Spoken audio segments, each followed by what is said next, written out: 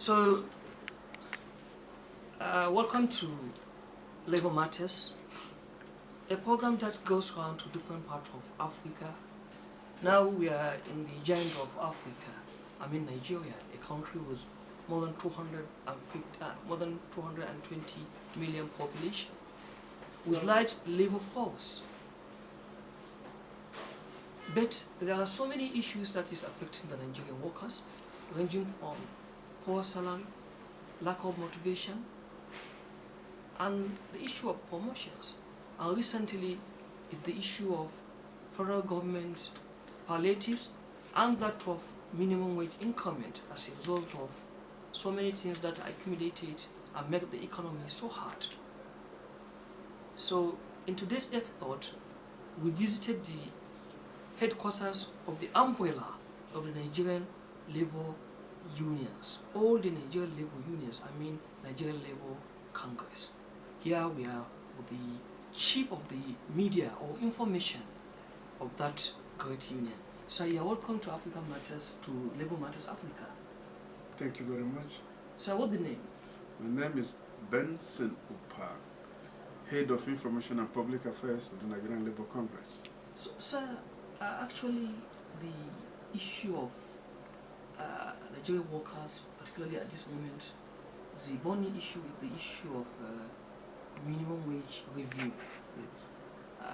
As Nigerians, minimum wage is 35,000 at this moment, and life is so hard for everybody and workers inclusive. So what is the situation, what is the latest about the federal government and labor agreements or negotiation with regard to new minimum wage? Well, first and foremost, let me say that the present regime of the national minimum wage is not even 35,000. It's 30,000, which is how many dollars? Maybe $1 or $2 now. Less than $30? Yes, not only $30. $25? And let us even forget about the whatever, but the thing is, it is miserably low. It is due for review because it operates in a 5-yearly cycle. The last one we had was 2019, and now this is 2024. So it is statutorily due. But beyond that, it has been due by virtue of the declining value of the naira. That has been due.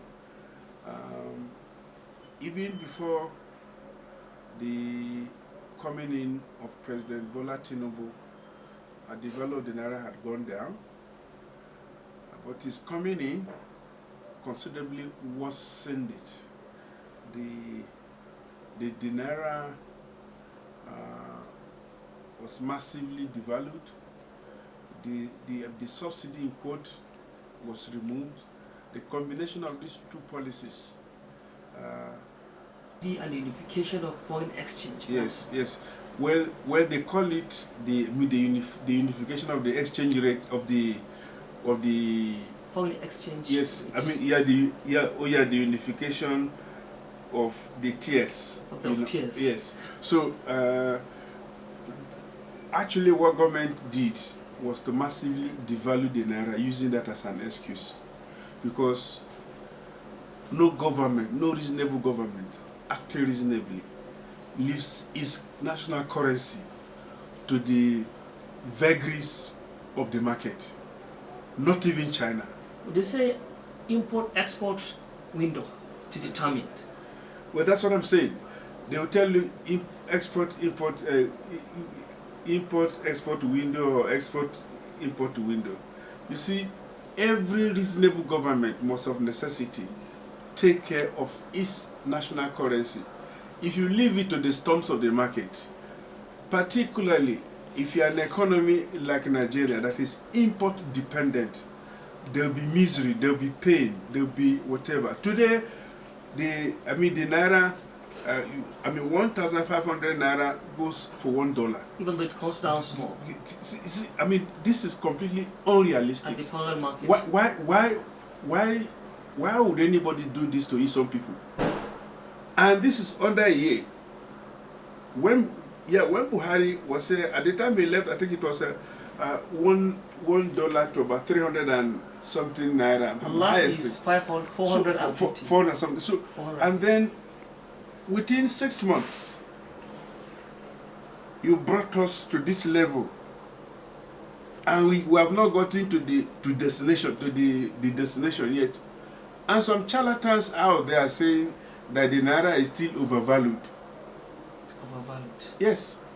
Some members, I call them charlatans because certainly they must have been speaking from the other part of their head. So they are blaming the change operators. In fact, no. In fact, they say that that the naira should even be further devalued. Devalued. Yes, that they should bring the value of the naira further lower than what it is. And for goodness sake, what are we manufacturing? When China tinkers with this yuan, when it tinkers with it, when it brings its value down, it wants to have a competitive advantage when selling its goods and services outside. Okay? And when you bring the naira, devalue the naira down to this level, what are you selling that will give you an advantage? For nothing, because when you bring now $1 million dollars, you can buy the entire assets of our company. So come on, we come back to that. Let's look at the issue of minimum wage. Nigerian workers at this level cannot buy food, cannot transport themselves to their working places. Federal government initially says before the minimum wage review, it agreed to pay 30,000 or 35,000 for federal workers as palliative. Did the government fulfill its promises? Well, I'll urge you to ask the federal government workers or state government workers their voice to see if government fulfilled that promise. But to the best of my knowledge, government didn't fulfill that promise. If at all it even did, perhaps it did it marginally. Okay? So, but I'm not aware that the government consistently or diligently fulfilled this promise. And there was no reason for government to have acted this way, because oil receipts, that is, the money it got from the sale of crude oil, went up. The devaluation of the naira ensured excessive local currency for the government still. So from outside, government made a lot of money. From within, it made a lot of money. So why would it not pay? So actually, what did the NLC did in that regard? NLC protested. NLC said, we will hold you to your promise. And when government refused to pay this wage, NLC kept at the government. Okay? If you recall, we had a 2-day warning strike to compel the government to meet up with its commitments that is signed with NLC. You understand? You know, nobody put a gun to the head of the government to sign the document.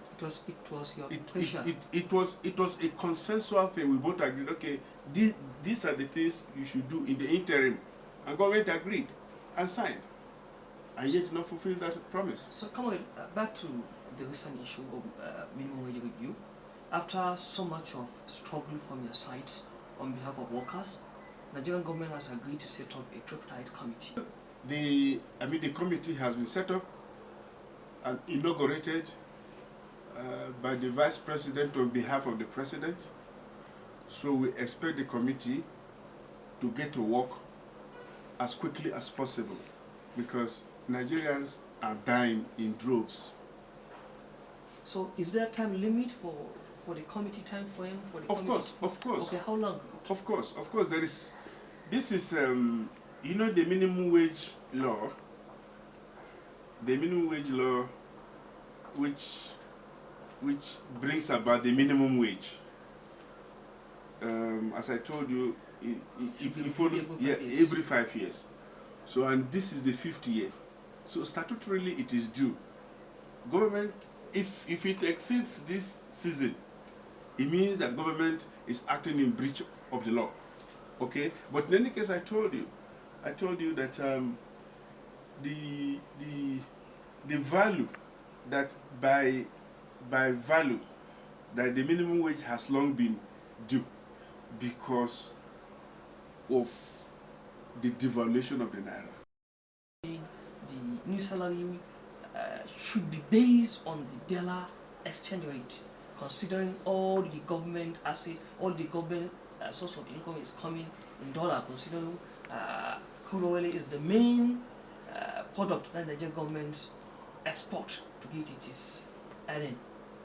How is this statement? Are you still on this statement? Well, you know, I'm not in a position to vary the statement of the Congress president. If he said so, it must have been well thought out. There must be sufficient reason for him to have said so. And I've not seen anyone come to say that what he said was or is wrong. So that makes a lot of meaning to me. So let's talk at the volume of the Nigerian council. Now Nigerian worker is collecting 30,000. The government says it always listens to masses plights. Well, at the time, the minimum wage was pegged at 30,000, which was 2019. I think the inflation rate that time was about 18%, 18, 17, or thereabouts. I'm not 100% sure about that now. It was about right. Yes, and then, but as you said, you just quoted the NLC president as saying that it should be realistic based on the earnings of the government and the economic situation of the country, the Nigerian people. So, this, how much was shared between the federal government, the states, and the local government councils? How do you say it? It has really increased because from billions to trillions. Because fuel subsidy is not there. Yes, and if countries earning so much and the people are so poor, does that make any meaning to you? Does that make any sense? Okay, sir. Let's look at another dimension of it. Federal government at the time agreed on a particular amount as a minimum wage. Where some of the problem is at the state and local government levels. Some states are yet to implement the 30,000 minimum wage up to this time. Yeah, I agree with you that some states up to now are yet to implement the old minimum wage. It was unfortunate because that figure was arrived at by consensus. You know, the minimum wage committee comprises representatives of the federal government, the governors, the local government councils, the organized private sector, and even the informal sector. And all issues are considered judiciously, objectively, before the figure is arrived at. So it was uncharitable of some governors to turn around to say that, that they could not pay. It was a criminal offense. And one of the things that will be part of it, criminal offense? Yes, it was. Okay, you can take them to court? Yeah. Part of what we want to do now is to make the national minimum wage justiciable. Justiciable. Yes. Meaning that if you do not pay, you could be held liable. You could even pay damages for it. Yes. Come on, don't you forget that in a country where governors even refuse to collect court orders, even refuse to when there is ruling in the court, they even refuse to obey such rules at different times. Yeah, I do appreciate. The penchant of government to disobey court orders or to selectively choose which orders to obey, which orders not to obey. But I want to tell you this.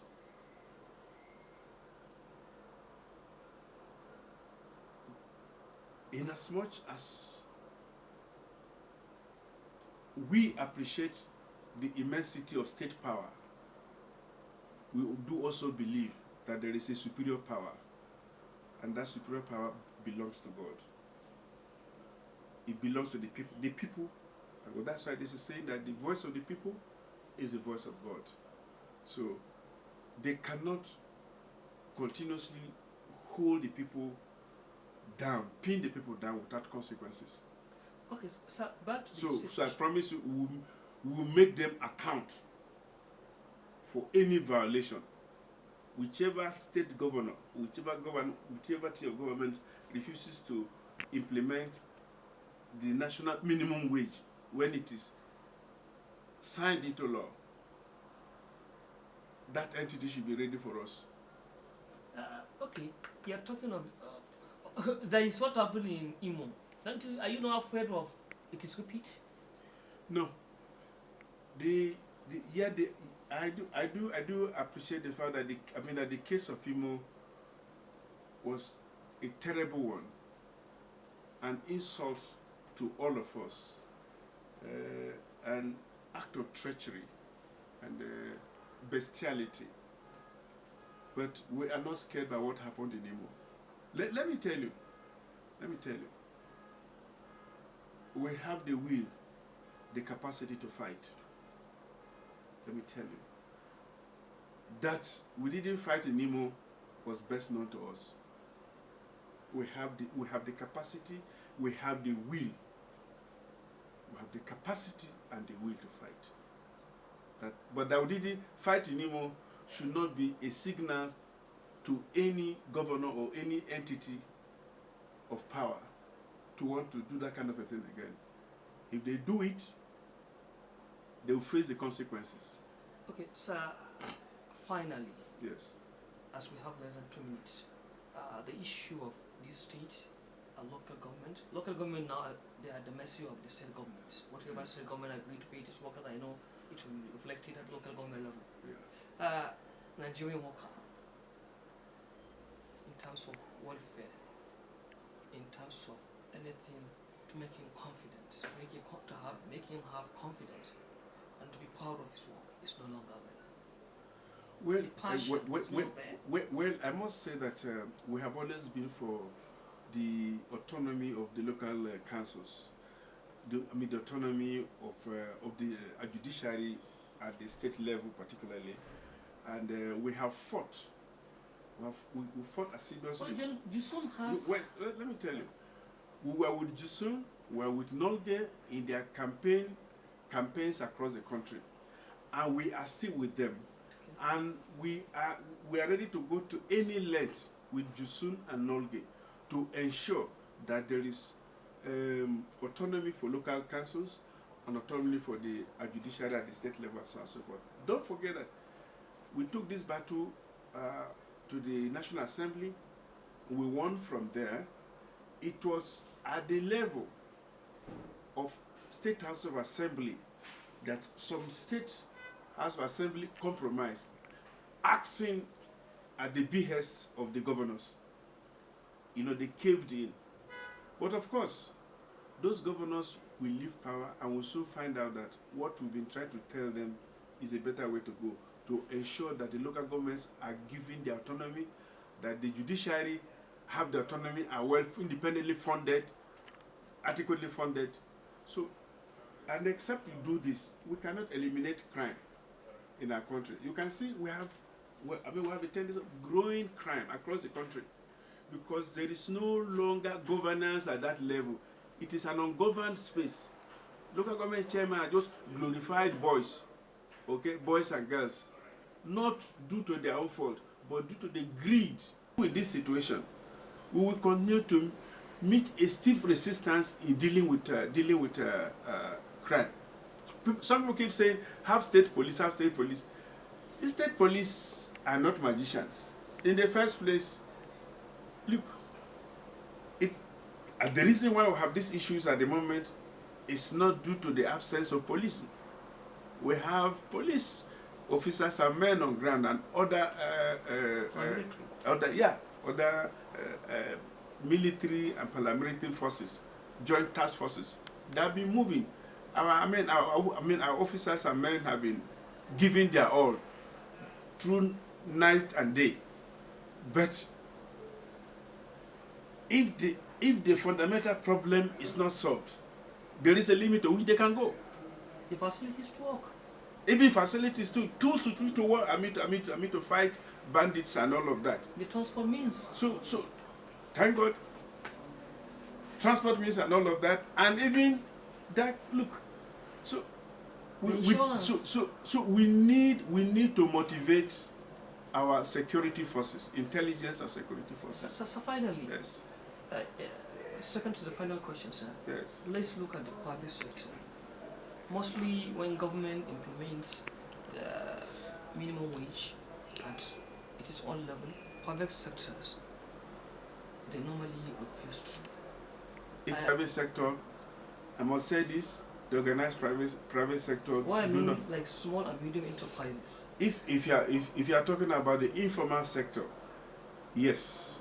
Okay, you call it informal sector. Informal sector. If you are talking about the informal sector, yes. But if it is organized private sector, the organized private sector has been faithful in the implementation of the minimum wage law.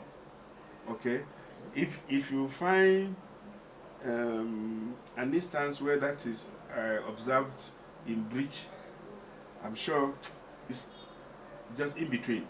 Okay, sir. But then the informal sector, which is uncharted, which is unregulated, which is uninsured, which is precarious, that, yes, we have instances of people not paying. We're not happy that many of them do not pay. Nonetheless, we must be honest enough to say that many operators in the informal sector face Herculean challenges. Even where to put their wares and sell. As they are putting the wares down, task force people are coming to scatter them, kick them, beat them, seize them, without providing alternative places where these people can operate. These people do not have access to credit, no loans, no nothing of any sort.